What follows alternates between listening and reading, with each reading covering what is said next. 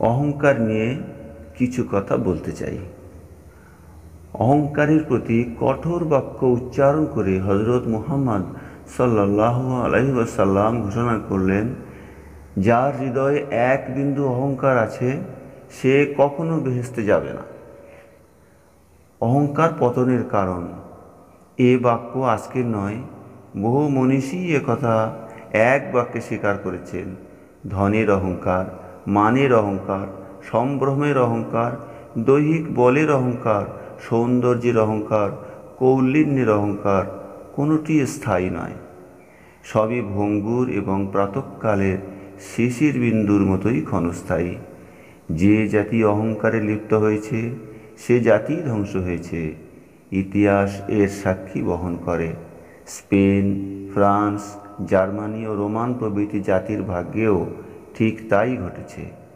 নমরুদ, সমুদ, আদ, সাদ্দাত, কারুন, ফেরাউন, লাহাব, আবু জেহেল ও উমাইয়া, এদের অহংকার যখন চরম সীমায় পৌঁছায় এবং জাতির ভাগ্য নিয়ে ছিনিমিনি খেলে, ঠিক তখনই তারা ধ্বংস হয়েছে এবং ভবিষ্যৎ বংশধরদের জন্য উজ্জ্বল দৃষ্টান্ত রেখে গেছে।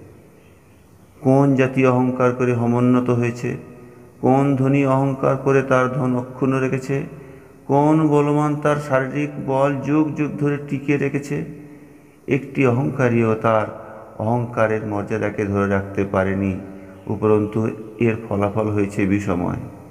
নিজের জীবনের জন্য সর্বনাশ ডেকে এনেছে, আত্মীয় স্বজন ও পরিবারের মুখে কলঙ্ক লেপন করেছে, জাতির জীবনে বিভীষিকা ডেকে এনেছে, উন্নতির মূলে কুঠার আঘাত করেছে।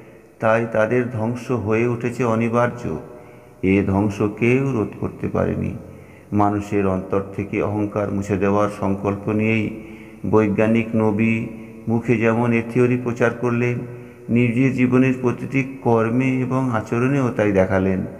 কোরেশ বংশে জন্ম নিয়েও, অলৌকিক ক্ষমতা হাতে নিয়েও, ধনদৌলতের অধিকারী হয়েও, আল্লাহর আশীর্বাদ প্রাপ্ত হয়েও তিনি জীবনে কোনো দিন অহংকার করেননি এবং শিক্ষা কাউকে দেননি। বরং কঠোর ভাষায় ঘোষণা করলেন, অহংকারী কুকুর ও শূকরের স্বভাব প্রাপ্ত হয়। আর তিনিই অহংকারের মূলোৎপাটন করে সাম্যের গান গাইলেন। আরব, অআরব, সাদা এবং কালো কোনো ভেদাভেদ নেই।